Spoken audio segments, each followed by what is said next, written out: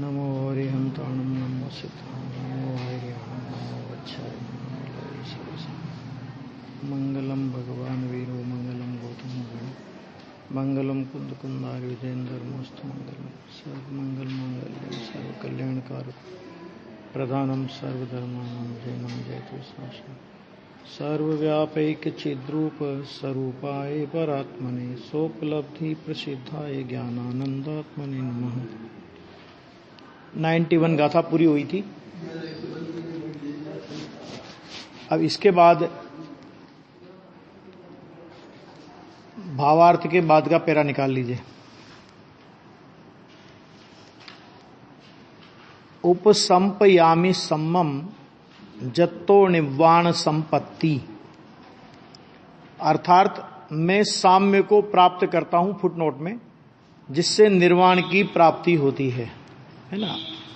जैसा अपनी शुरू के दिन चर्चा हुई थी कि प्रवचन सार में ग्रंथ रचना की प्रतिज्ञा नहीं की है, बल्कि आचार्य ने यह कहा कि मैं साम्य को प्राप्त होता हूं। क्यों?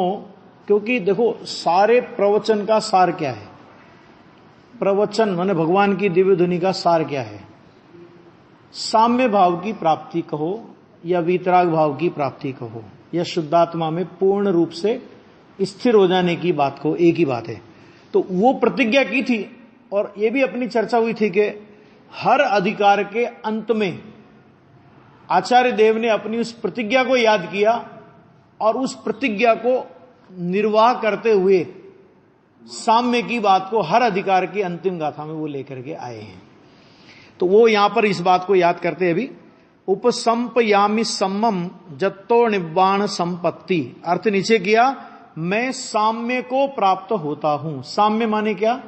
कि राग नहीं और द्वेष नहीं, साम्य माने समता भाव, वीतराग भाव को मैं प्राप्त करता हूं, जिससे निर्वाण की प्राप्ति होती है। जत्तो या है ना, उपसंपयामि सम्मम जत्तो निवाण संपत्ति, निर्वाण रूपी संपत्ति की प्राप्ति होती है। इस प्रकार 5वीं गाथा में प्रतिज्ञा करके, ये 5वीं गाथा, फिर 7वीं गाथा में लिया था चारितम खलु धम्मो धम्मो जो सो समोत्ति निदिठो।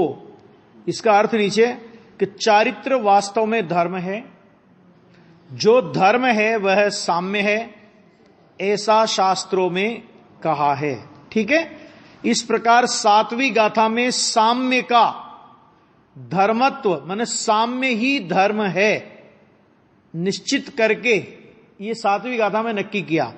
फिर कहा परिणमदि झेण दव्वम तत्कालम तन्मयम तिपन्नतम तमहा धम्म परिणमदो आधा धम्मो मुणेयवो। अर्थ है नीचे कि द्रव्य जिस काल में जिस भाव रूप परिणमित होता है, शुभ अशुभ और शुद्ध, 3 भाव की चर्चा ये 8वीं गाथा में की थी कि द्रव्य जिस समय जिस भाव रूप में परिणमित होता है, उस काल में उस मय है। अशुभ भाव के काल में वो द्रव्य अशुभमय है, ये प्रवचन सार की शैली है। शुभ भाव के समय शुभमय है और शुद्ध भाव के समय शुद्धमय है, ऐसा जिनेन्द्र देव ने कहा है। इसलिए धर्म परिणित आत्मा को धर्म जानना चाहिए, माने जिसके जीवन में, जिसकी परिणति में धर्म प्रकट हुआ, तो उस आत्मा को धर्ममय जानना चाहिए। ये 8वीं गाथा में कि इस प्रकार 8वीं गाथा में जो आत्मा का धर्मत्व कहना प्रारंभ किया, कहां से प्रारंभ किया? 8वीं गाथा से धर्मत्व कहना प्रारंभ किया, और जिसकी सिद्धि के लिए, किसकी सिद्धि के लिए? आत्मा के धर्मत्व की सिद्धि के लिए धम्मेण परिणदप्पा अप्पा जदि शुद्ध संप ओग जुदो पावदि निवाण सुहम। इस प्रकार 11वीं गाथा में निर्वाण सुख के साधनभूत शुद्धोपयोग का अधिकार प्रारंभ किया। ये 11वीं गाथा से निर्वाण सुख का साधनभूत, कितना गजब लिया निर्वाण सुख के साधनभूत शुद्धोपयोग का अधिकार प्रारंभ किया। कहां से प्रारंभ किया? ये 11वीं गाथा से। देखो एक चीज और भी है इसमें कि ज्ञान तत्व प्रज्ञापन अधिकार का समापन करते हुए आचार्य देव ये गाथाएं, मुख्य मुख्य गाथाएं अपने को याद दिला करके ये बात कहना चाह रहे हैं कि जितना पढ़ा उसे भूल तो नहीं गए हो, है कि नहीं? मतलब क्या क्या बात आ चुकी है इस अधिकार में, क्योंकि आगे का जो अधिकार आएगा वो आगे का अधिकार भी कोई इससे जुड़ा हुआ नहीं है, ऐसा नहीं है ना? तो वो सब बातें अपने को वो कह रहे हैं कि शुद्धोपयोग का अधिकार प्रारंभ किया, एक बात। उसके बाद विरोधी शुभाशुभ उपयोग को नष्ट किया। नष्ट किया माने हे ही बताया, शुभाशुभ उपयोग वो शुद्धोपयोग का विरोधी है ना? और उसके लिए प्रवचन सार में सराग चारित्र अनिष्ट फल वाला है और वीतराग चारित्र इष्ट फल वाला है, ये बात आचार्य देव ने कही 6 नंबर की गाथा में। क्या कहा कि सराग चारित्र अनिष्ट फल वाला है। तो सराग चारित्र माने शुभोपयोग, और शुभोपयोग भी किसका? ज्ञानी का, द्रव्यलिंगी का नहीं। ज्ञानी मुनिराज के शुभोपयोग को भी वो कहते हैं कि अनिष्ट फल वाला है। ये 6 नंबर की गाथा में ये क्या ना, यहां कहा ना इसमें, 11वीं नंबर की गाथा में फिर उसी का विस्तार किया कि 6 नंबर की गाथा में ये कहा कि शुद्ध माने वो जो सराग चारित्र है वो अनिष्ट फल वाला है। अभी अनिष्ट फल क्या होता है? मुनिराज को अनिष्ट फल क्या होगा? देवगति में जाएंगे। हाँ तो देवगति में जाएंगे ना, फल की बात कर रहे हैं। देवगति में जाएंगे, और देवगति में भी कोई भूत प्रेत व्यंतर नहीं बनेंगे। वैमानिक में जाएंगे, और वैमानिक में भी कोई हल्की जाति के देव नहीं होंगे। बढ़िया मंत्री परिषद में जाएंगे, वहां की बहुत अच्छी क्वालिटी के देव होंगे। लेकिन वो कहते हैं कि ये अनिष्ट फल है। क्यों अनिष्ट फल है? अब देखो इसका अनिष्ट फल क्यों है ये, कि यहां पर सुन लो पहले, अब जब बोल रहा हूं तो उसको सुन लो पहले कि अहिंसा महाव्रत, यहां काय का पालन किया था महावीर जी? अहिंसा महाव्रत का पालन किया, ठीक है। जीवन भर 60 काय के जीवों की हिंसा का त्याग किया, ठीक है। उसका फल क्या है? नहीं, अभी उसका फल क्या है? देवगति में क्या हुआ कि देवगति में चौथा गुणस्थान आ गया। तो चौथा गुणस्थान आया तो अहिंसा अणुव्रत बचा कि अहिंसा महाव्रत बचा है? बताना जरा। ये फल आया उस अहिंसा महाव्रत का। फल क्या आया कि ये आया कि ना तो अहिंसा अणुव्रत आया, ना अहिंसा महाव्रत बचा जीवन में। चतुर्थ गुणस्थान है ना, अव्रत हो गया ना, अव्रत हो गया ना। तो व्रत का फल क्या आया? शुभ भाव रूप व्रत का फल क्या आया कि शुभ भाव रूप व्रत का फल अव्रत आया। इसलिए वो कहते हैं अनिष्ट फल है ये। अपने को तो देवगति की बात सुन के मुंह में पानी आ जाए। मुनिराज क्या कहते हैं कि यदि यहां हम अपने स्वरूप में पूर्ण स्थिर हो जाते तो इधर ही केवल ज्ञान लेते हम लोग, कि देवगति में नहीं जाते हम, यही केवल ज्ञान लेते हम लोग। अब ये किया। अब देखो, जीवन भर सत्य महाव्रत का पालन किया। मैं ये नहीं कहता हूं कि देवता झूठ बोलते होंगे, लेकिन झूठ का त्याग नहीं है ना। सत्य महाव्रत तो है ही नहीं, सत्य अनुव्रत भी नहीं है। अचौर्य महाव्रत में भी वही समझ लेना। किसी की चोरी करते हैं देव, किसी का अच्छी चीज दिखी तो उठा के ले जाते होंगे, ऐसा कुछ नहीं होता वहां पे। लेकिन अचौर्य का त्याग नहीं है, क्योंकि व्रत 5वें गुणस्थान में एक देश व्रत होते हैं और 6ठे 7वें गुणस्थान में पूर्ण होते हैं, बराबर है ना। तो कहने का अर्थ क्या हुआ कि जिस व्रत का फल अव्रत आवे, यहां जीवन भर ब्रह्मचर्य व्रत का पालन किया, आजीवन ब्रह्मचर्य महाव्रत, वहां कम से कम 32 देवांगनाएं होंगी। हाँ वो तो है ही, मरने वाली तो अलग है, लेकिन कम से कम इतनी बोलो। अभी ये ब्रह्मचर्य महाव्रत का फल अब्रह्मचर्य आया, ये मिला उसका फल, तो उसे अनिष्ट फल कहोगे कि इष्ट फल कहोगे? बताना जरा। जीवन भर वस्त्र का एक धागा अपने पास नहीं रखा, अपरिग्रह महाव्रत का पालन किया है, और स्वधर्म स्वर्ग में जाकर के अगर इंद्र बन गए वो मुनिराज, तो 32 लाख विमानों का स्वामी बनना पड़ेगा। और एक एक विमानों में से बहुत से विमानों में असंख्यात देव, और एक देव की संपत्ति चक्रवर्ती से भी ज्यादा कीमत वाली होती है। अभी लगाओ इतना सारा परिग्रह का पोटला सिर पे बंध गया, किसका फल आया ये? तो अपरिग्रह महाव्रत, शुभ भाव रूप। तो अब उसे मुनिराज अगर अनिष्ट फल वाला कहें तो क्या आश्चर्य है। यह है इसके पीछे लॉजिक। और 79 गाथा निकली होगी थोड़े दिन पहले ही, 80 गाथा के पहले, है ना। तो उसमें लिखा कि महादुख संकट निकट है।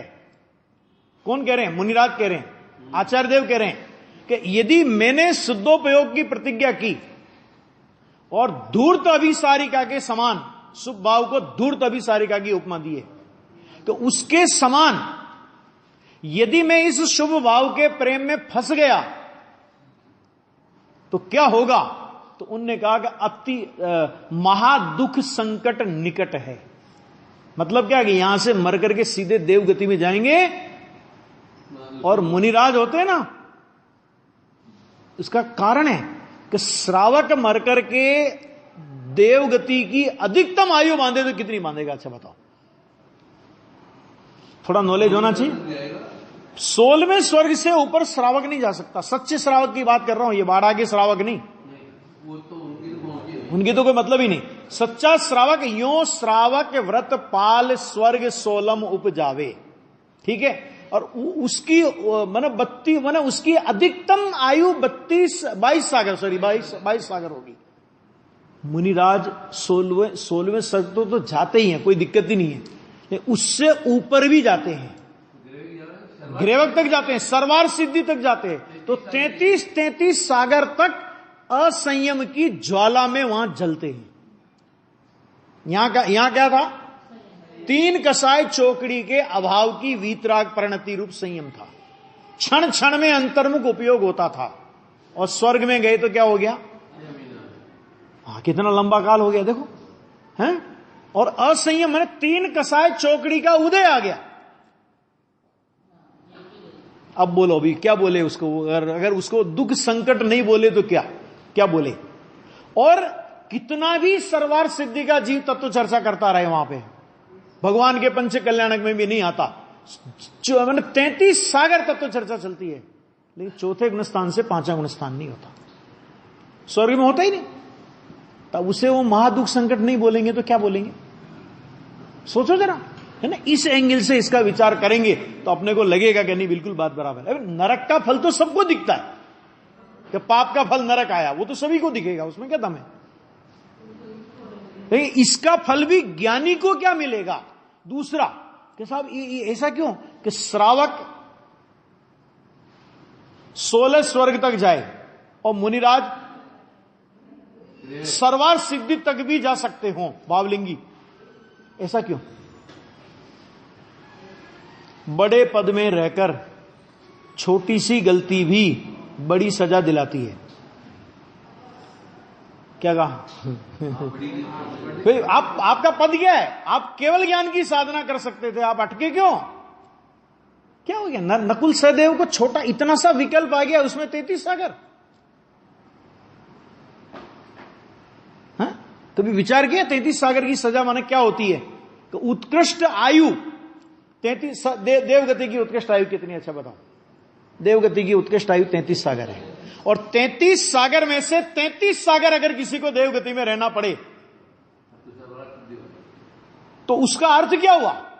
कि जैसे किसी आदमी को कोर्ट ने सजा सुनाई, और क्या सजा सुनाई कि इसको जेल में डाल दो और इसकी अर्थी जेल से निकलेगी बस। आजीवन कारावास तो 14 साल का होता है, आजन्म कारावास है। समझ में आया कि नहीं है? आजीवन कारावास से भी बड़ी सजा है आजन्म कारावास।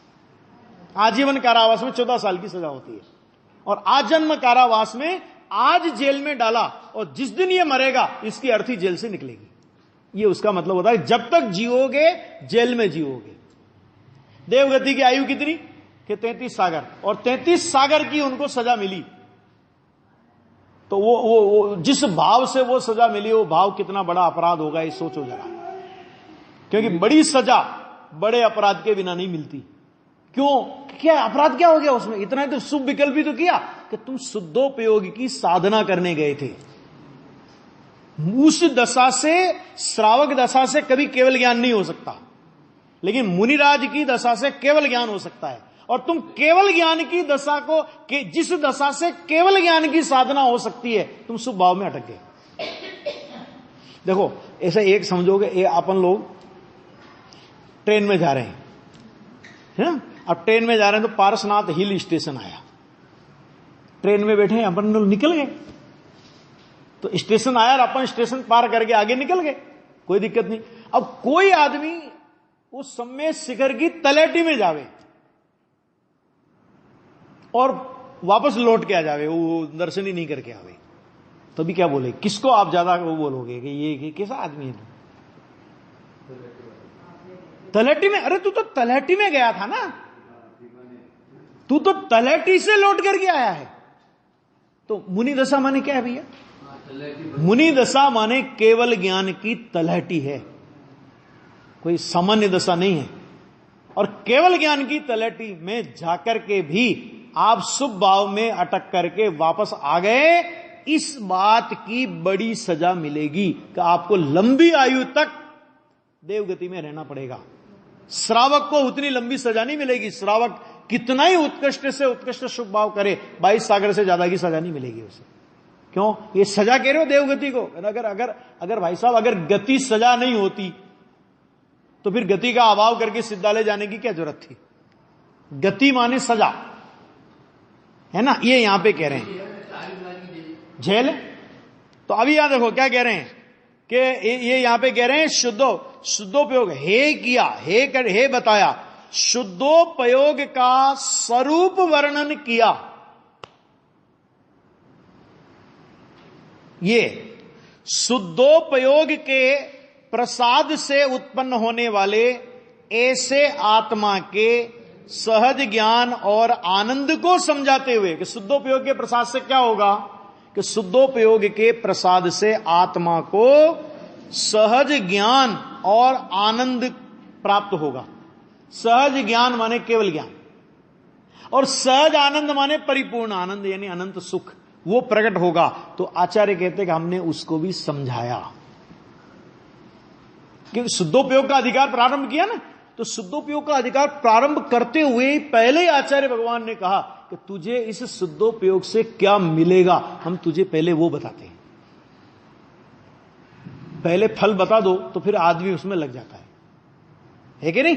तो आनंद को समझाते हुए ज्ञान के स्वरूप का,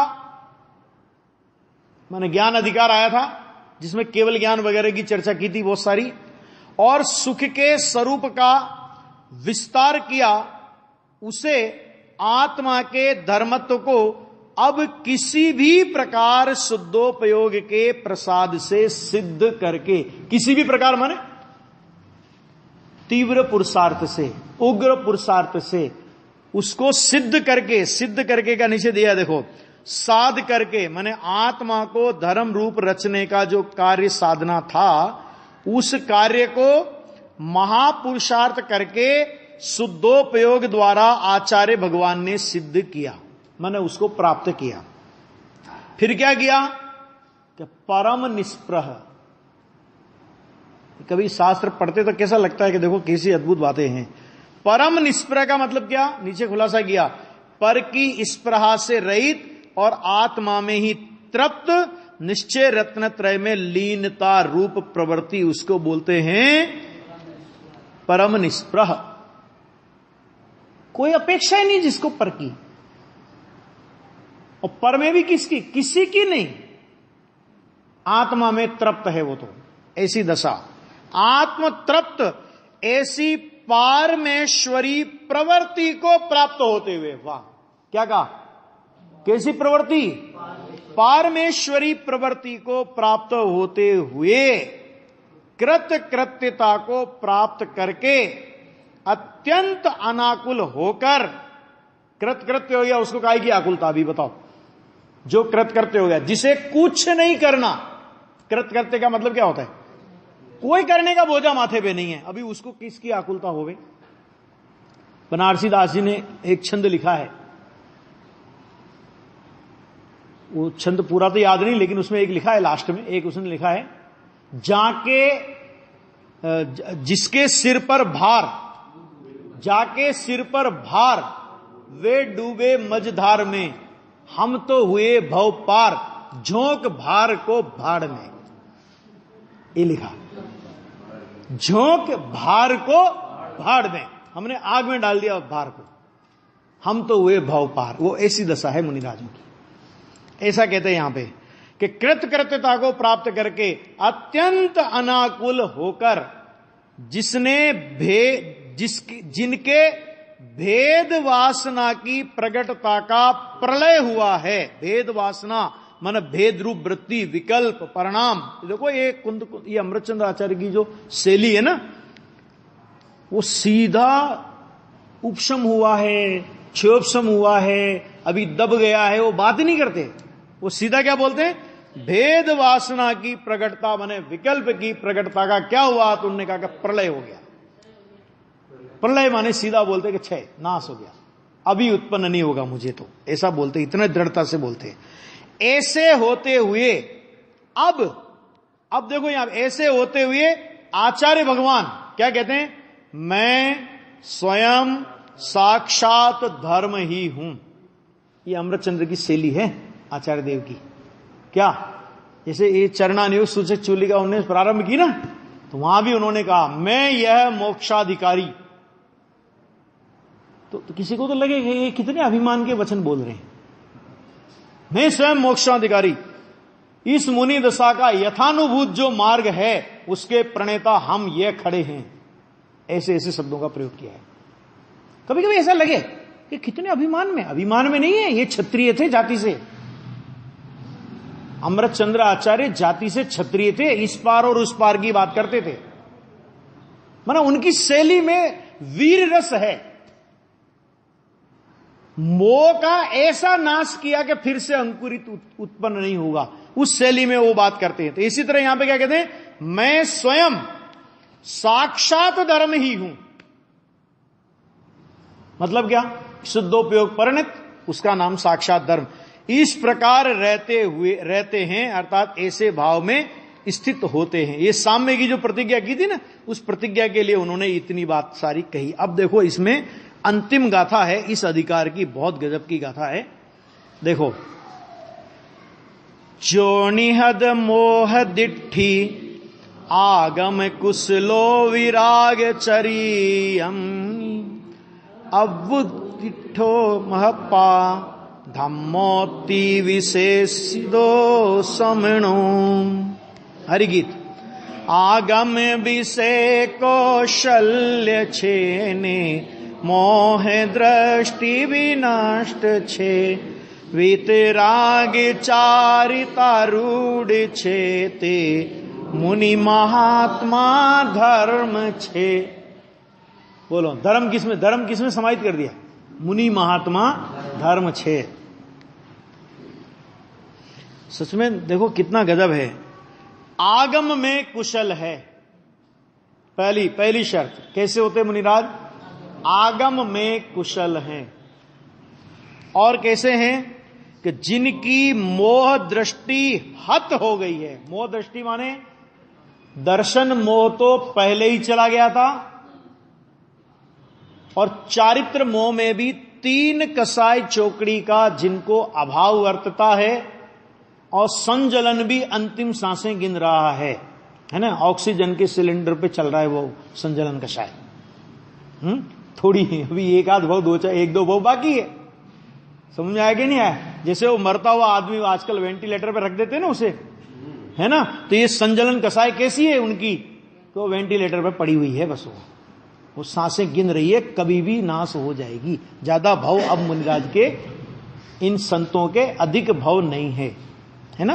गुरुदेव श्री तो कहते थे ये भाव देवगति में गए, पंचम काल नहीं होता, तो इसी भाव से मोक्ष की साधना कर लेते, ऐसा बोलते थे, है ना। तो वो यहां पे कह रहे हैं कि जिनकी मोह दृष्टि हत हो गई। तो किसी को ऐसा लगे पंचम काल रोकता होगा, अपने वैसा लगे कि नहीं पंचम काल होता तो हो जाते मोक्ष में। देखो ये भावना की बात, मतलब ये क्या है कि देखो पंचम काल मोक्ष को रोकता है ऐसा नहीं, लेकिन जिनका मोक्ष रुकना है वही पंचम काल में जन्म लेते हैं। नहीं आई बात समझ में? वो से लोग कहते हैं ना बिल्ली रास्ता काट गई इसलिए तेरा काम नहीं होगा, है ना, तो ऐसा बोलते हैं लोग। तो मैं कहता हूं जिसका काम नहीं होना होता है उसी का रास्ता बिल्ली काटती है, और बिल्ली भी तो ये बात कहेगी कि मेरा रास्ता ये काट गया। क्या तो पंचम काल अंचम काल कुछ नहीं करता, लेकिन पंचम काल में वही जीव जन्म लेते हैं। और एक बात और सुन लेना, बहुत स्पष्ट है ये बात, कि जिनको नरक में भी जगह नहीं मिलती पंचम काल में वो जीव आते हैं। क्या महावीर जी, ये सत्य है। अपन लोग जो पंचम काल में आए, चाहे वो कोई भी हो, कुंद आचार्य जैसे भी, विराधना के परिणाम करके ही पंचम काल में जीव आता है। विराधना नहीं की हो तो पंचम काल में किसी का जन्म नहीं होता। आराधक जीव पंचम काल में जन्म नहीं लेता। यह बात अलग है कि पंचम काल में आकर के आराधना कर ले और सम्य दर्शन प्राप्त कर ले, मुनिपना प्राप्त कर ले, लेकिन विराधना के बिना पंचम काल में अवतार नहीं होता। और इसका प्रमाण है, पद्म पुराण में एक प्रसंग है इसका। क्या प्रसंग है कि जब अपने जैन पद्म पुराण के हिसाब से 12 वर्ष का उनको जो कहते हैं ना, हाँ, वनगमन जो भी हुआ था वो 12 महीने का हुआ था। रामचंद्र जी 12 महीने के लिए वनवास में गए थे, है ना, 12 वर्ष के लिए वनवास में गए। तो रामचंद्र जी के साथ सीता जी ने जाने की हट की, सीता जी को अनुमति मिल गई, लक्ष्मण जी भी जाने को तैयार हो गए। तो उनकी पत्नी उर्मिला, उन्होंने भी जिद की कि मैं भी चलूं। तो उन्होंने कहा कि नहीं, तुमको यहां घर पे सबको देखना है, हम सब जा रहे हैं तो घर को भी तो देखना पड़ेगा ना किसी को। तो वो खूब बहस होती है, लेकिन उसके बाद अंत में निर्णय निकलता है। तो उर्मिला जो उनकी पत्नी थी, उनने कहा कि यदि तुमने 12 वर्ष में तुम वापस नहीं आए तो मुझे आर्यिका के रूप में देखोगे, मतलब मैं संसार का त्याग करके आर्य का दीक्षा ग्रहण कर लूंगी, ऐसा उन्होंने कहा। तो लक्ष्मण जी ने एक बहुत बढ़िया बात कही कि यदि मैं अपने वचन का भंग करूं और 12 वर्ष में वापस लौट करके नहीं आऊं तो मर करके पंचम काल का श्रावक हूं। ये सोच लेना। तो ये पंचम काल में जन्म कोई बहुत उपलब्धि वाला जन्म नहीं है ना। ये समझ लो कि बहुत विराधना करके कोई जीव भी आता है तो पंचम काल में आता है। अब धन्य वो है कि जो विराधना हो गई वो तो हो नहीं, बदल नहीं सकती है। अब यहां आकर के आराधना कर ले कि वो जीव धन्य है। अरे आराधना नहीं कर सके, कदाचित आराधना की अनुमोदना में भी कोई आता है तो भी यहां से आराधना के संस्कार लेकर के जाएगा। आराधना करे वो तो धन्य है ही, लेकिन आराधना नहीं भी कर सके तो जो आराधक पुरुष हैं, आराधक जीव हैं, उन आराधक जीवों की आराधना की अनुमोदना में भी खड़े हुए तो भी तत्व ज्ञान के ऐसे गहरे संस्कार लेकर के यहां से जाएगा कि अगले भव में, निकट काल में वो सम्यक दर्शन की उपलब्धि, आराधना की उपलब्धि कर लेगा। अरे उमंग है। हाँ, उमंग, वही तो ये लिखा ना, तत्प्रति प्रीति चित्ते ना। ऐसा नहीं कि कैसे सुने इसको, कि प्रीति चित्त से। पंडित वरमल जी ने लिखा ना, अंतरंग प्रीति सहित अभ्यास करता है। मूल बात वो है, इसका नाम है। क्योंकि ये जो जिनवाणी लिखी, मैं आपको सच बोलता हूं, कभी कभी लगता है कि देखो आज अपने को सारे साधन आज अपने पास है, अपने को बटन दबाना, जिनवाणी यहां मिल जाएगी अपने को, इतने साधन। लेकिन ये जब ये जिनवाणी लिखी गई उस समय कैसे लिखी गई होगी, आप सोचो जरा, कल्पना तो करो। वन जंगल में मुनिराज कोई वो ताड़ पत्र के पत्ते थोड़ी ढूंढते फिरते हैं जंगल में। कोई महाभाग्य किसी श्रावक का ऐसा भाव आया उसे, मुनिराज भी संग में, अकेले तो होते नहीं मुनिराज संग में, और उनने देखा कि विशिष्ट प्रज्ञा के धनी पुरुष हैं, मां मुनिराज हैं, तो उन्होंने ताड़ पत्र और लेखन सामग्री वहां पर रख दी। हाँ, जो भी होती ना उसकी वो रख दी उन्होंने। मुनिराज तो वो भी लेने नहीं जाएंगे, रख दी। रखने के बाद मुनिराज को विकल्प आया, उन्होंने उस पर गोद करके जो भी अक्षर लिखने थे वो लिखे और उन पन्नों को वहीं रख दिया। रखने के बाद कैसे ये पन्ने संग्रह हुए और आज अपने को ये पूरे के पूरे ग्रंथ टीकाओं के साथ उपलब्ध हैं। समझ में आ गया कि नहीं आ गया? बहुत बहुत मुश्किल से ये जिनवाणी अपने को मिली है, ये समझिए। तो इसलिए कहा क्या करे, जो आगम में कुशल है। कौन हो आगम में कुशल? एक। दूसरा, जिनकी मोह दृष्टि हत हो गई है। हत, हत माने नष्ट हो गई है। दर्शन मोह तो गया ही, चारित्र मोह की आपको स्थिति बताई दी। और जो वीतराग चारित्र में आरूढ़ है। क्या कहा? आरूढ़ किसमें? कि देखो, भले ही भूमिका के योग्य विकल्प आते हों, लेकिन उन विकल्पों में आरूढ़ नहीं है। आरूढ़ वीतराग चारित्र में है। उन विकल्पों के काल में विकल्पों से परान्मुख वर्तती है। अपन लोग बोल देते हैं ना, अरे ज्ञानी को भी तो होता है ऐसा राग, ऐसा राग ज्ञानी भी तो करते। ये कहकर के सचमुच हम ज्ञानी के अवर्णवाद का महापाप बांधते हैं। ज्ञानी को राग होता है, ये तो हमें दिखा। ज्ञानी को उसी समय उस राग का निषेध वर्तता है। वो निषेध हमें क्यों नहीं दिखता? नहीं, ज्ञानी को भी तो ऐसा परिणाम आता है। माने उस ज्ञानी के परिणाम को देखकर हम अपने विभाव परिणामों का छूट का लाइसेंस चाहते हैं। नहीं है नरेंद्र जी, है कि नहीं? ज्ञानी भी तो ऐसा करते। ज्ञानी ने भी तो राज्य किया, अरे सब किया, लेकिन ज्ञानी विकल्प, वो ज्ञानी का लक्षण है, या विकल्प के काल में विकल्प के निषेध रूप जो परिणति वर्त रही है वो ज्ञानी का लक्षण है। ज्ञानी का लक्षण विकल्प है या विकल्प का निषेध, वो ज्ञानी का लक्षण है। ज्ञानी का लक्षण विकल्प नहीं है। ज्ञानी का लक्षण उसी काल में जो विकल्प का निषेध वर्तता है वो ज्ञानी का लक्षण है। ज्ञानी इसलिए नहीं है मुनि इसलिए नहीं है कि वे 28 मूल गुण का पालन करते हैं। मुनिराज पे घटित, अभी मुनिराज का प्रकरण चल रहा है ना, तो मुनिराज पे घटित करें अपन कि वो मुनिराज इसलिए मुनिराज नहीं है कि वे 28 मूल गुण का पालन करते हैं।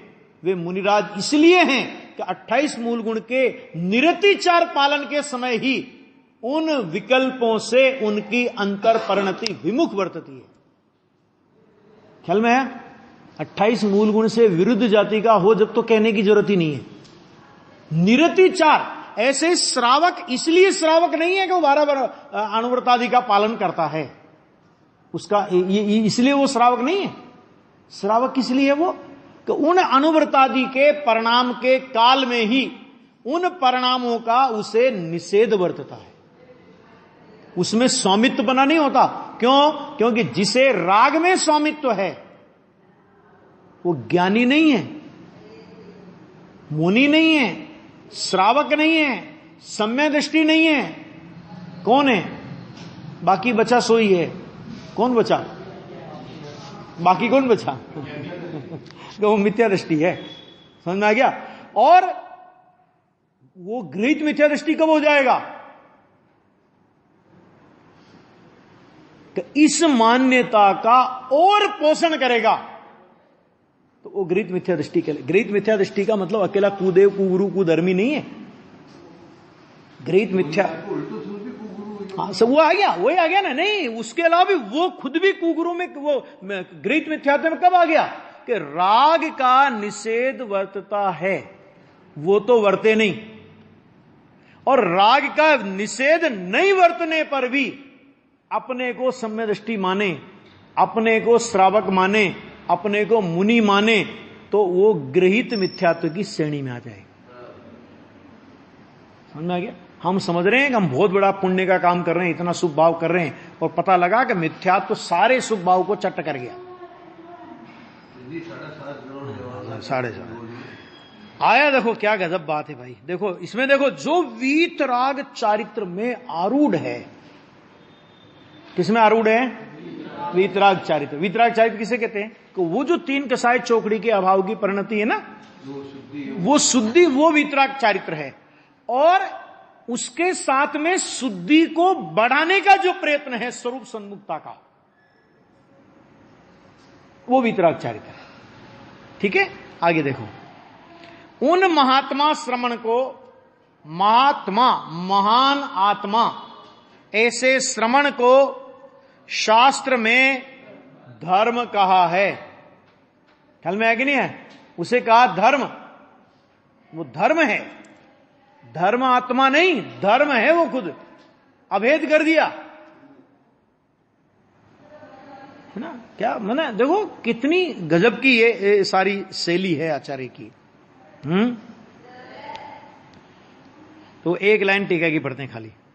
यह आत्मा स्वयं धर्म हो, दूसरे धर्म हो और हम ताली बजाएं उससे कोई फायदा नहीं है।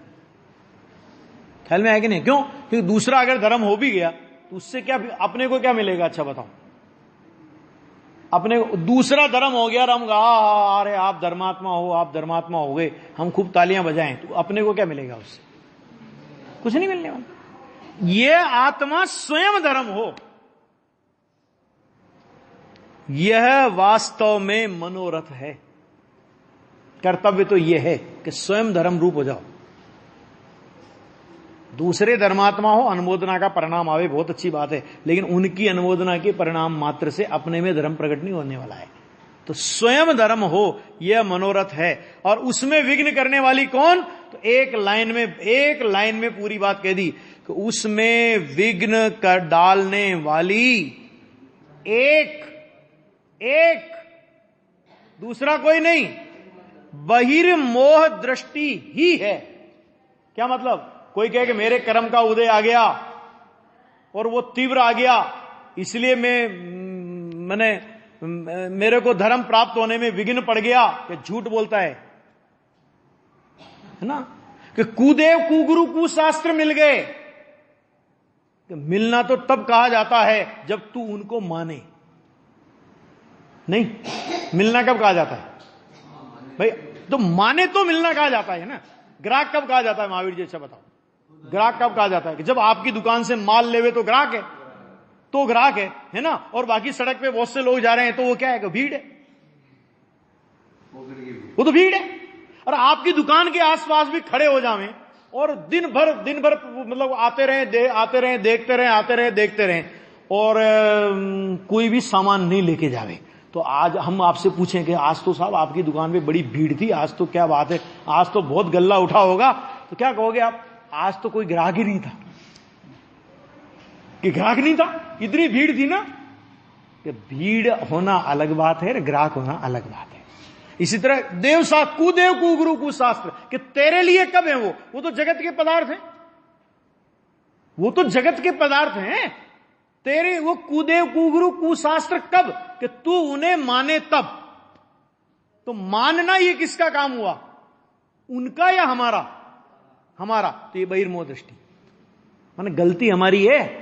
दूसरों की गलती कभी देखने का प्रयत्न नहीं करना। कर्म की गलती मत देखना, कुदेवादि की गलती नहीं देखना, किसी परद्रव्य की गलती नहीं देखना। क्यों? कि उनको अपनाया किसने? अपनाया हमने है। तो गलती किसकी हुई? वो कहने गए थे, वो कहने आए थे अपने से कि तुम मुझे मानो, और वो कहने भी आ जावे कदाचित, तो भी मानना कि नहीं मानना हो तो हमारे हाथ में है ना। बनारसी दास जी को आए, वो आता है ना, बहुत से ज्ञानी हुए हो गए, हम तुम्हारा ऐसा कर देंगे, तुम हमको नहीं मानोगे तो तुम हमारा ऐसा कर देंगे, चल रास्ता नाप अपना, है कि नहीं? ऐसा। तो वो कहते हैं तो गलती किसकी है? तो उन्होंने कहा कि भाई इस धर्म में विघ्न डालने वाली तो एकमात्र बहिर्मोह दृष्टि ही है। ही शब्द लगाया है, दूसरा कोई नहीं है। समझ में आ गया? और इसका खुलासा कर दिया कि बहिर्मोह दृष्टि माने बहिर्मुख ऐसी मोह दृष्टि। फुटनोट में है, आत्मा को धर्म रूप होने में विघ्न डालने वाली एक बहिर्मोह दृष्टि ही है। माने अपनी विपरीत मान्यता। बहिर्मोह दृष्टि का मतलब क्या? कि हम उल्टा मानेंगे, हम उल्टा स्वीकार करेंगे, वस्तु व्यवस्था को नहीं मानेंगे, तो हम लोग ही अपने आप के धर्म के उद्भव होने में विघ्न करेंगे। दूसरा कोई जगत में विघ्न करने वाला नहीं है।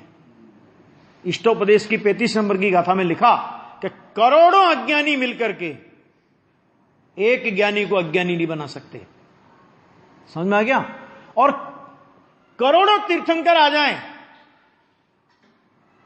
एक अज्ञानी को ज्ञानी नहीं बना सकते। मारीची का उदाहरण प्रत्यक्ष है। ऋषभदेव तीर्थंकर, दादाजी, पिताजी चक्रवर्ती, 6 खंड को तो विजय करिया है ना, है? और मारीची को लाइन पे नहीं लगा पाए क्या? मारीची को डांट नहीं सकते थे।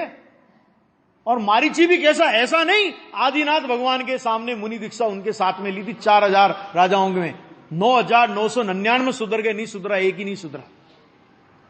देखो बाहुबली, कामदेव, ठीक, मुनिराजों की सभा में गणधर,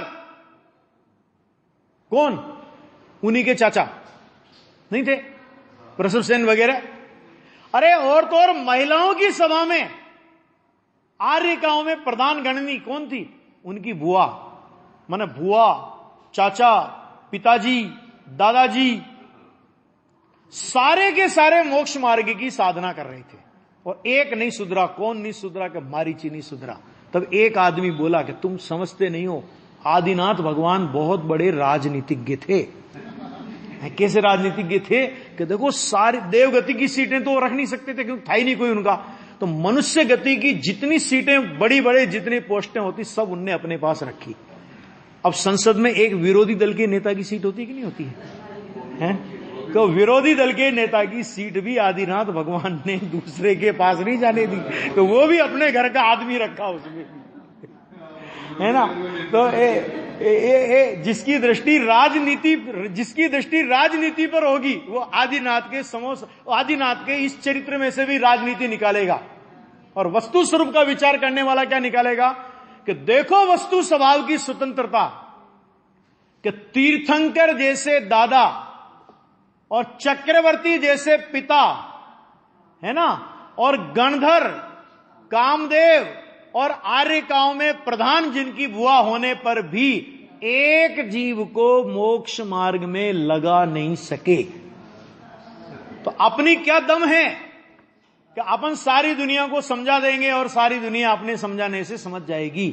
वस्तु स्वरूप यह है, कोई किसी का कुछ कर नहीं सकता। वस्तु स्वरूप की इस स्वतंत्रता का बोध प्रथमान योग के इसी प्रसंग से होता है। दृष्टि है, इसी जिनवाणी से आप मिथ्यात्व का पोषण कर लो और इसी जिनवाणी से आप मिथ्यात्व को मार दो। बात तो दोनों ही है ना। मिथ्यात्व का नाशक भी जिनवाणी है और अभागा कोई जीव हो तो इसी जिनवाणी को आधार बना करके मिथ्यात्व का पोषण भी करता है। नहीं करा? एक एक धर्म ले गए अपने किया ना, अपने यहां नित्य और अनित्य। अपने यहां जिनवाणी में नित्य और अनित्य धर्म था। वस्तु नित्य भी है अनित्य भी है। वेदांत ले गए नित्य धर्म को, वो बौद्ध ले गए अनित्य धर्म को, और उन्होंने एक एक धर्म खींचा और एकांत कर लिया, मिथ्यात्व का पोषण कर लिया। अपन लोग भी कर सकते, करते, है ना। तो ये एक बहिर्मोह दृष्टि है। अब इसकी जो बाकी की चर्चा है कि वो बहिर्मोह दृष्टि कैसे गायब होती है, कैसे नष्ट होती है, और उसमें भी आचार्य भगवान का कैसा वीर रस उमड़ता है, वो चर्चा आगे देखें।